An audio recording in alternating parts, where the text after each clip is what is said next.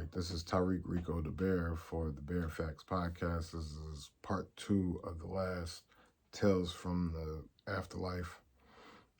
Check us out on IG at DaBear Canvas Tattoo Studio. Check out all the merchandise. We got wood burnings, we got glass engravings, we got custom liquor bottles customized by these own hands, and some arts and crafts material. It is what it is. I'm a whole man. Don't play with me. Anyway, like, comment, subscribe on YouTube, the Bear Facts Podcast. Hit me in the DM on the Bear Canvas Tattoo Studio for any orders, merch, services. Like I said, we got the event photography. We have landscape, urban, scenic. We got the NFTs. We got motivational, inspirational. We got urban. We got college humor posters created by these hands and this brain. We got some romantic type Johns, some Val type Johns. We got a lot of merch. We got the merch, and this is the Bear Canvas Tattoo Studio. I'm still trying to grand open. I'm still looking for artists. We're in the Philadelphia area, so if you're in Philadelphia, Greater Philadelphia, any of the Coleraine counties, even Chester County, if you feel like you would be willing to ride back and forth every day to work, all artists, hit me in the DMs on IG, hit me in the comment section on YouTube, like, comment, subscribe, hit that like button, that thumbs up, bing. When you hit that notification, it'll alert you when any new videos out, any new content. You keep it up. And even if there's promotions on the IG, you can head over to IG and hit me in the DMs for orders. So keep that coming in. But anyway, on the part 2, it's like, all right, so backstory. I was talking about the case that me and my ex caught. I'll show a picture of my ex once again in this part 2. This is my ex at 37. She'll be 38 soon. I'm 42. I'm the ripe age of 42, and this is... So at 17, I was 22, I guess.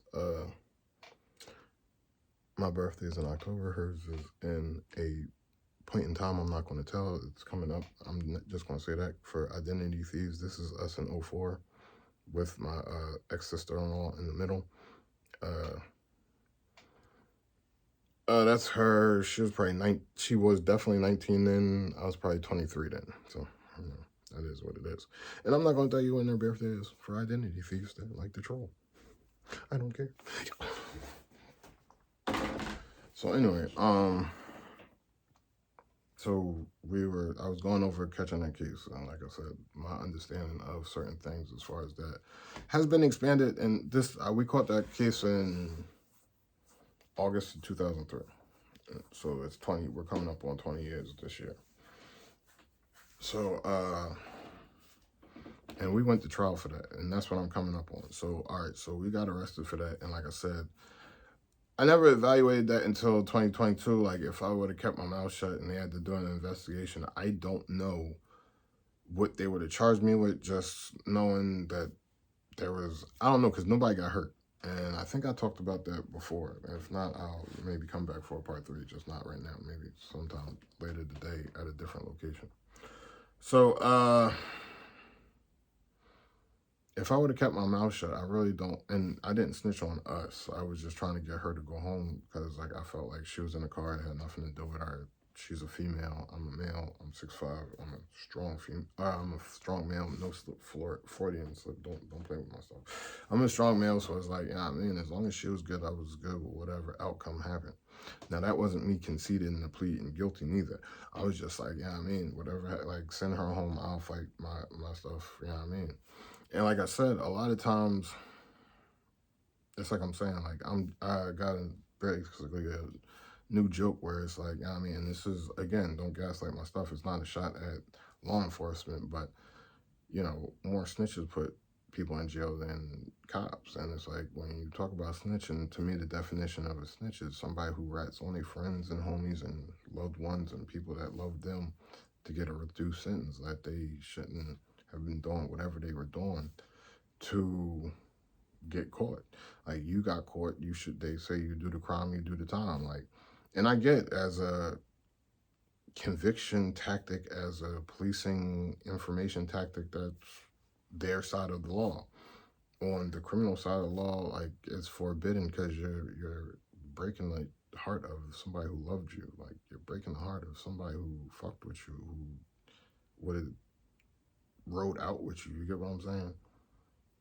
It's not just like you robbing the store and the store person testifies against you. It's like you are really throwing the person that you known for 4 years, 6 years, 29 years under the bus just so you can come home, just so you can stay home, just so you can continue to live your life and go to parties and bars and dance on the dance floor and have a good time while the person you put in jail for your crime is doing time.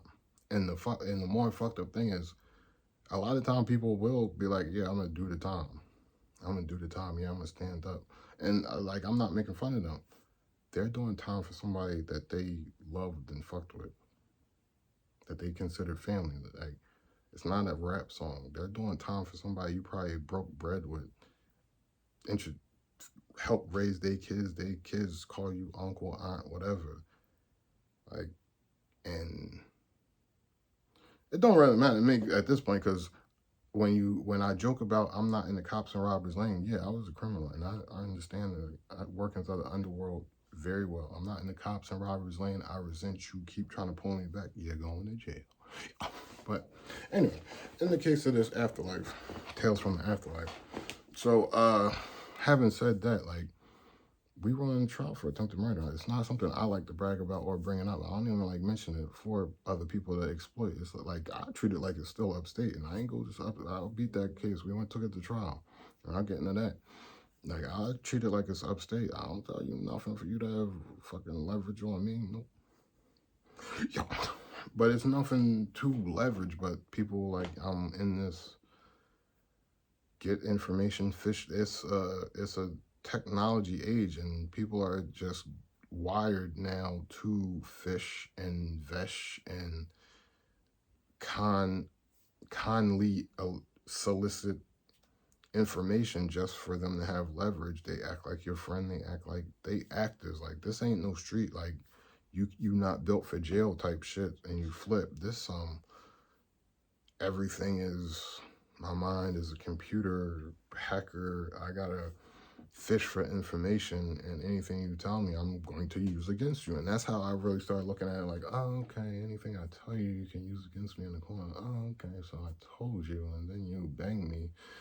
And like the boy said, whatever stick, whatever not, don't. That was like, he was super happy and super excited. Like, the more he could charge me with, the more successful. Even I pled out after, like, I went to trial after beating, I think, 2 felonies in court. After beating 2 felonies in court, like, I pled out the 2 misdemeanors, and they got their conviction. And like, that's why I be and like, that's why I say, like, it's God engineering now. Like, as a social workers deal in social justice, criminal justice, and stuff like that, and advocacy and stuff like that. And like, different people say different things, like the mandatory minimums, the cash bails, stuff like that. But like, I mean, just that, I feel like that's a terror tactic. Like, for me, like I said, you come at me with the, all right, and this is a hypothetical, but I've been through this. I've been through this as a juvenile. I've been through this as an adult, and not much as an adult. Thank God. Like, I changed my life. Hallelujah.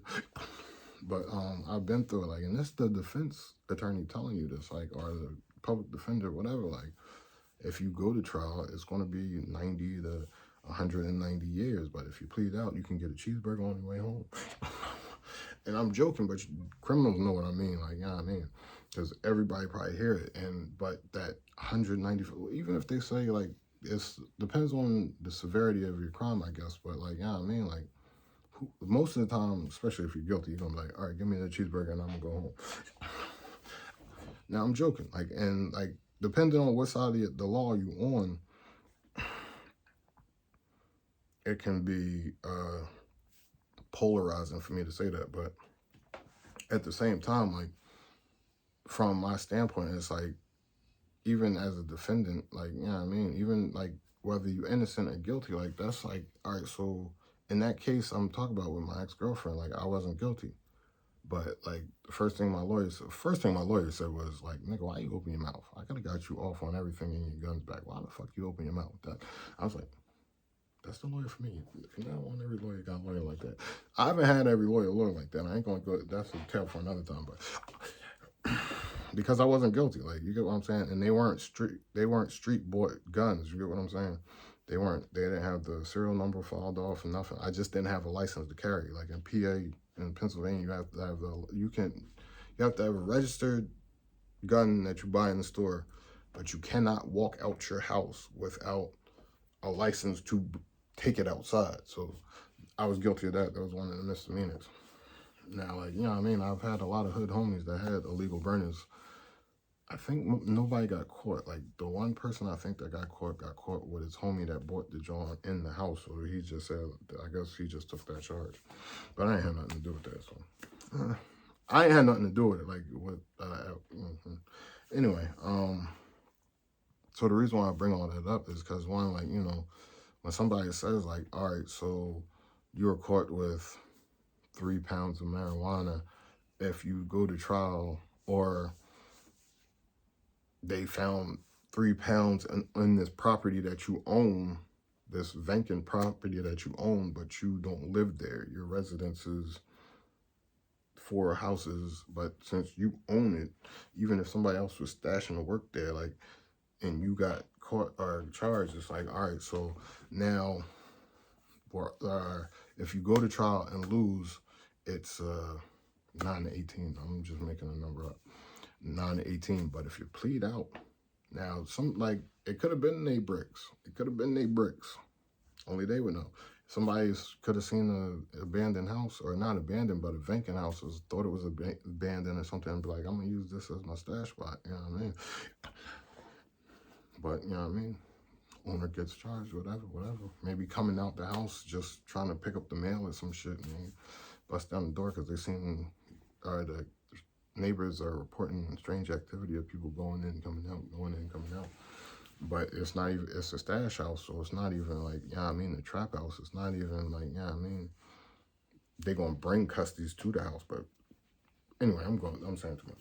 Anyway, just because time and stuff like that, it's not like this is fictitious. I'm just giving you, so that 9 to 18 is like, you know what I mean, now you got a decision, like, all right, like, I'm not guilty.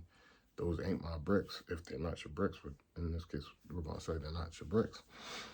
But that's your property, and you know what I mean? So now you facing this charge, and now it's like that 18, or 9 to 18 is years, and fictitious number, but you get the point. Especially like a day for an innocent man is like, you know what I mean? But you know what I mean? Or you can plead out to 4 years probation and you won't do any jail time. You'll be home with your family. I think that's a good deal. Like, I think, and you can sit there and be like, all right, they ain't not my bricks. But if you go to trial and they find you guilty, if by any reasons they find you guilty, the jury or the judge finds you guilty, you're gonna do 9 at least. So, like, you know, like, I look at it like a fear tactic. But anyway, so the first thing my lawyer said was what he said. Now, I'm saying all that because, like I said, when you take in the fear tactic, when you take in, and you can see it however you see it, like, you know, as somebody who's been told that, it's like, that might start your heart racing, like, because I remember, I guess in that trial, I don't think it was my lawyer, but no, I think I seen signs that it was like, if you get caught with a legal gun, it's like a mandatory 7 years and then another additional 2 years for every bullet in the gun. But I think that was in Florida in 2002. It's in the mall. Now, even now, like, they saying, like, if you get caught with a legal gun and they can link it to whoever purchased it, they're going to go after the purchaser. But, yeah, I mean, I'm on the other side. I'm not in the cops and robbers lane, so it's like, I'm going to be safe out here. But what I'm saying is, like, with that knowledge of the snitching and the mandatory minimums and all that, and then fear taxes, whatever, it's like, my chick went to, the chick I showed the picture of, she went to trial with me, and she didn't have to do that. I don't know if I said this on the podcast, but, like, she could, like, at that point, we were together, like, I'm gonna say 2.5, 3 years, something like that. With the relationship lasted, I'm gonna say 2 years, 2.25, something like that. But, like, we came back up here, and that happened in, like I said, August. But for me, I was seeing the signs of heavy police presence. This is 2003. This was a distant memory for me. So it's like, I don't want to be in the same mindset. I don't be beefing, but, like, you know what I mean? So, like I said, like, she could have been on some we just met. In all actuality, we just met, even though 2 years is a long time, especially at a young age, I guess. But, like, and, like, over the years, like, we still shared sentimental feelings with each other. I think her more on her side. Not that I didn't feel that way. She told it to me more. I definitely felt it. I just was realistic. For me, I felt like I was being realistic about us ever getting back together, so I might not echo it, even though I might have felt the same ways. And then there was the fact of sometimes I might have been in a relationship and it was like, you know what I mean, if I'm in a relationship, I'm pretty locked in, but it's not like, you know what I mean, I was trying to hurt her. And then most of the time she was in a relationship, and it's like, yeah, I appreciate you telling me that, but you should want somebody else. Like, you know, I don't know. I say that because, like, you know what I mean, in retrospect, again, it's like a lot of times it's like I don't want to say I was callous. It was just like, and it wasn't meant to be callous. It's just like, I'm a real analytical thinker, and my delivery sometimes, or my lack of emotions, or, like, I don't know, because I've had that conversation through text that she didn't respond to, but, like, she always, I don't want to say poured her heart out, but she always told me, like, different ways she felt over the last fucking 20 years that we've been broken up, or whatever. But anyway, I haven't said all that. At that time, it's like, because this is 20 years of us being broken up, and we're still in contact. And, like, you know what I mean? I don't know if feelings are waning, but, you know what I mean? It's just certain things. Like, you know what I mean? Like I'm always appreciate certain things with that relationship, even though that was 20 years ago. So, like, you know what I mean? And she told me different things over this time. But at the same time, when it comes to this case early on, 20 years ago, like, you know, like I said, when I met her, she was from an urban area, but she wasn't in the streets. So it's like, I'm thinking of that today, like in the last month and a half. She wasn't in the streets of crime. She was from an urban area, familiar with crime, familiar with things that people do in the urban environment, but she wasn't involved with it until we got together. And even down in Florida, I wasn't doing those things. So, like, even when we came up here, it was like we came up here, we chilled, we smoked some reefer, sold some reefer for a little while, and then we got hit with the case. Then it was like that was the end of my reefer selling career and crime in general. But it was like her introduction into some of these things. You get what I'm saying? Because, like I said, even down in Florida, it was like I was landscaping. I didn't start smoking reefer till, like, right before the couple months before we came back up here. Maybe at the end of 2002, we came back up in May of 2003. So toward the end of 2002, we started, she started smoking, and when she started smoking, I started smoking again. But up until that, from February to the end of 2002, I wasn't smoking, she wasn't smoking. So, like I said, when we caught that case, attempted murder, like, that ain't nothing. That ain't nothing to just brush off. Like, people start snitching over retail theft, no bullshit. Like, I'm sitting here saying, somebody's been trying to snitch on me for 22, going on 23 years, and they had a hand-in-hand, because that's what we was into back then, like, reefer bag sales, like Nicks and Dom's reefer bag sales, and you've been trying to snitch on me this whole time. Like, you obviously weren't built for crime life, but, like, you know, whatever. And, like, in the last one, I ain't say nobody's name, so, but that's the reality I face, because I did change my life, and I am who I am today, and I'm praised the Afterlife. I like it. You don't know why I'm so like, you know, brother has lived, and I got lived experience, so I can.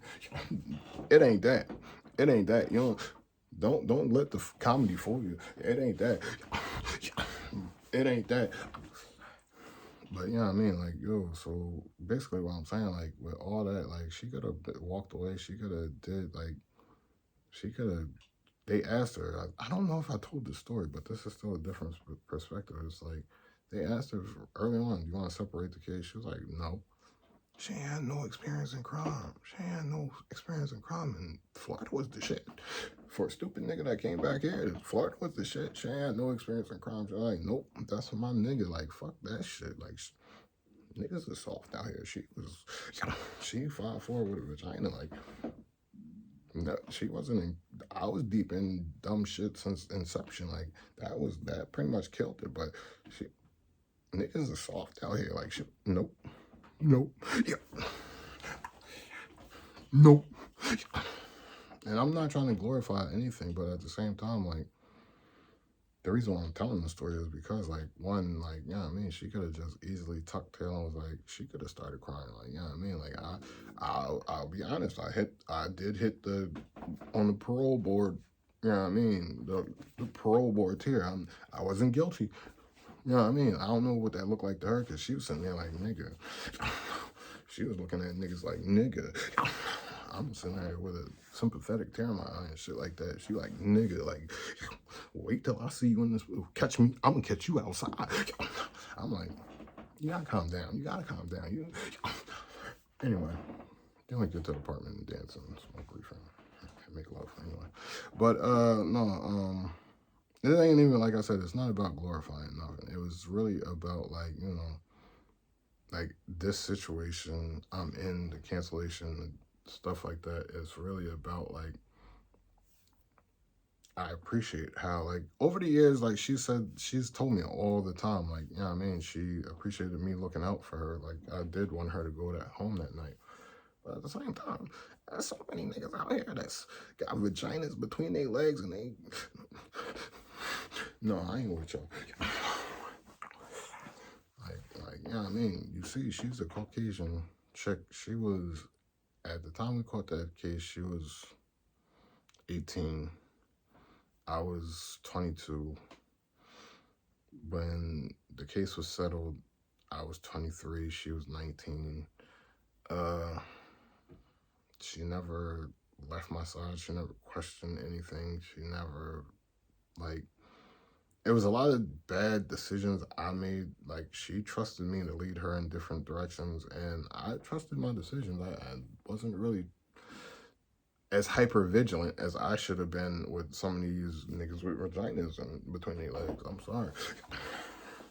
And, like, I don't know what toll that would have had on the whole situation either, as far as her leaving and some of the stuff she got into. Because, like I said, I always knew, like, if we were still together, I can't say I would have been God or Superman, but I know, like, you know, for me, like, life for me comes from more of a hustler standpoint, whether you like it or not. Like, I'm always thinking money, so it's like, yeah, I like to chill and have fun, especially back then, but it's like, yeah, I mean, I don't mess up money, like, so even in certain instances, it's like, even if there was us, like, she been through a lot, I'm not going into it, but, like, I would have been there for her. I can't say I would have shielded her from it, but at least she would have had somebody who really, really, truly, generally cared about her, you know what I mean?